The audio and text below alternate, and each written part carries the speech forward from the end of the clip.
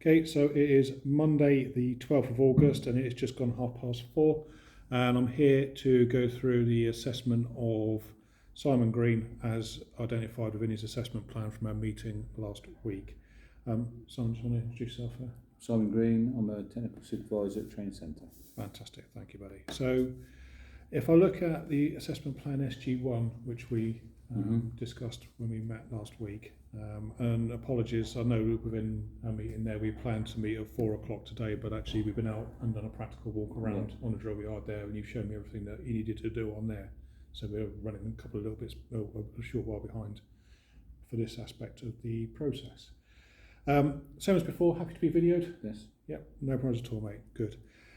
So if I look at assessment plan SG1, and I've got a copy of it here for us both to look at, Unit 1 of the Level 3 Award and Risk Assessment, you've identified Unit 1, which is understand the importance of health and safety in the risk or health and safety in the workplace, and the criteria of 1.2, which is list the main cost of work-related accidents and ill health employers, employees and associate in the society, and 1.3, which is outline the duties and responsibilities of employers, employees and others with respect to workplace health and safety. Okay. Within there you claimed RPL, which is recognised prior learning, and you did that via attendance on an online e-learning course within the organisation. Thank you. You've provided me with a copy of your certificate of achievement, which I can see is dated from the 8th of August, and that's dated from when you went and actually went on there and printed it off. It generates that self-day on from there anyway.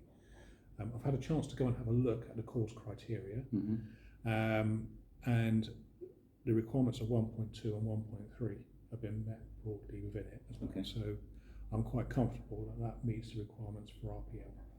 What would be interesting though is to understand what you learned from that course, any key aspects of it. It was a good refresher, to be fair, because it's one of those things that we do let slip at times, the health and safety and risk assessment side of things.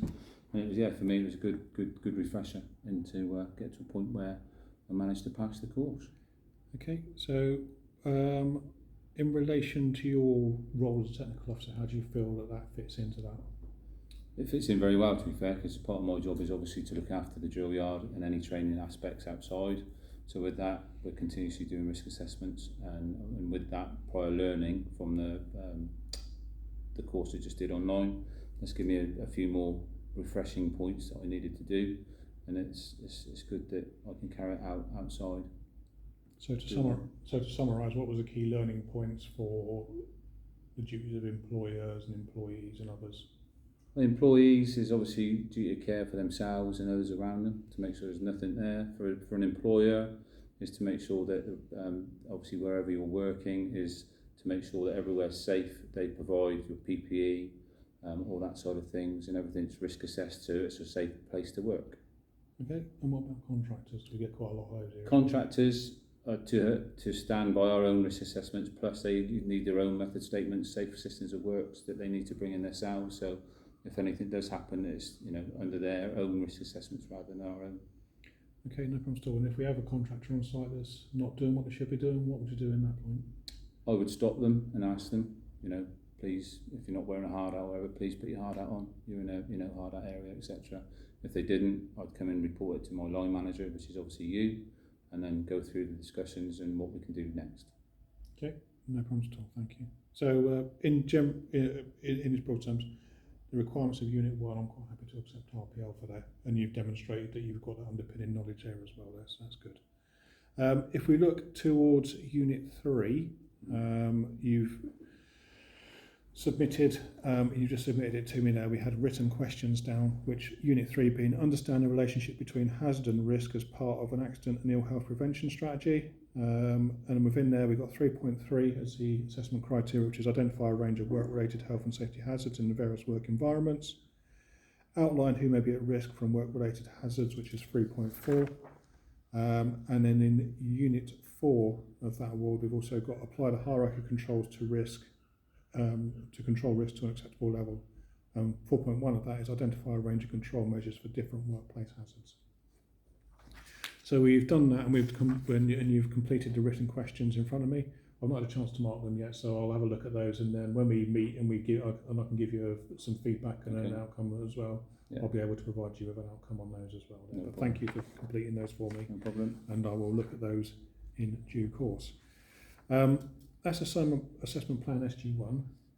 So we've got that covered off. And then the second part, which was assessment plan SG2. And that was under Unit 4, which was to apply the hierarchy controls to control risks to an acceptable level. On 4.2 of that was to determine if control measures currently in place are suitable and sufficient in terms of the risk control hierarchy to prevent exposure to hazards altogether, reduce the health and safety related consequences should exposure to hazards occur, and effectively control an emergency situation related to health and safety hazards. We've looked at product and work on there, and that's purely because what I want you to do is go and have a look, or what we agreed on the assessment plan was that you would take the current risk assessment, current premises inspection sheets, and then you would have a look at those and compare them to where we currently are with them. So take those, take them around drill yard, and we chose a drill yard as the area that we'd apply the assessment criteria to, and you would go around there and you would see how that sits in relation to those key points on there. Once you've done that, we feed on to Unit 5, which is about any adjustments and changes, and then you apply knowledge of risk assessment process in the workplace and actually updating the relevant documentation and paperwork that goes with it as well as a practical element. So these two areas are effectively practical elements, as first part being theoretical. In relation to that, walking around the drill yard, and you've got the documentation in front of you. We didn't film it because there was an issue with the camera.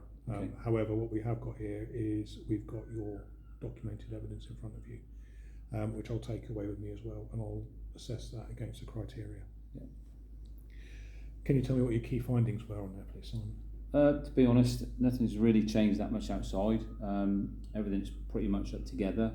The only thing with it is just different things of the environment's changes. Obviously now we've got a lot of seagulls now around this time of the year, so a lot of wildlife flying around, causing all sorts of problems. But other than that, it's pretty much up together. And there's probably, if I'm honest, there's nothing that I would have changed looking at the old risk assessment, apart from the seagulls.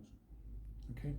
Can you just explain to me as well, because the purposes of where it is, how you got the information that you've used to go and conduct that assessment? So I would have done it on my laptop, so via the Connect page. I would have used health and safety useful links. From there, gone to the risk assessment area, and then from there drop down into the risk assessment area, and then risk assessments by department.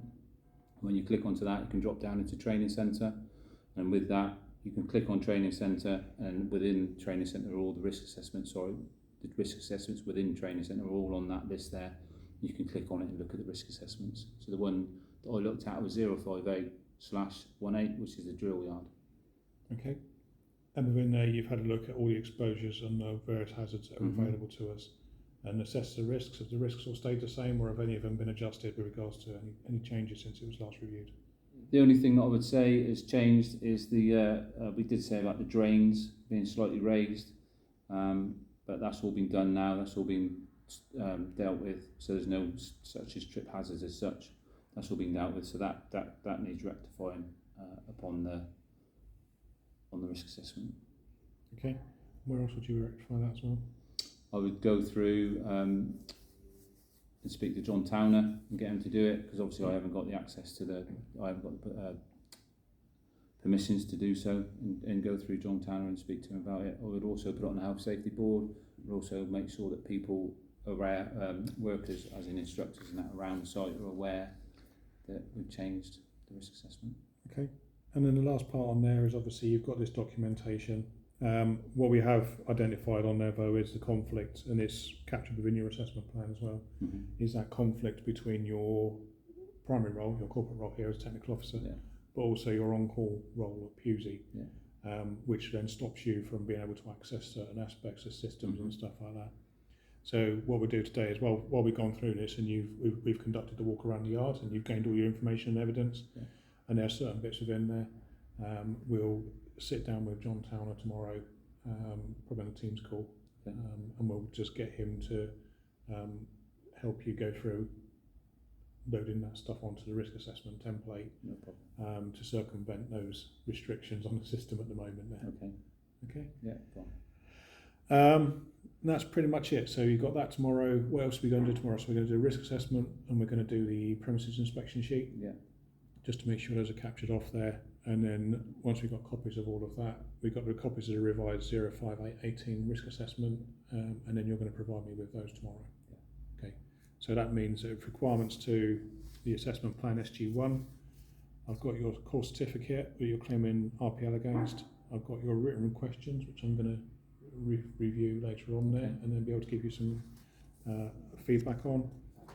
You've got the current risk assessment, which you've annotated with your comments with regards to the drains and the seagulls. Yeah. Premises inspection sheet, which you've done, which has covered everything else off. And then tomorrow you're going to provide, once you manage to get hold of John Towner, the updated risk assessment, which will have your name on it and evidence of the fact that you've done that and uploaded it. And then the other part of the process, which you've explained to me. Okay, fine. Okay. Yeah. Fantastic. And in that case, then, have you got any questions? Have you No. any issues with the assessment No, plan? none at all. Happy. No? Happy? Yeah. Okay. In that case, then, mate, I think what we'll do is I will stop recording. We will go from there. Then tomorrow morning we'll do our final little bit, and then I'll be able to provide you with an assessment outcome as well at the same time. Great. Look forward to it. Okay. Thank you. Thank you.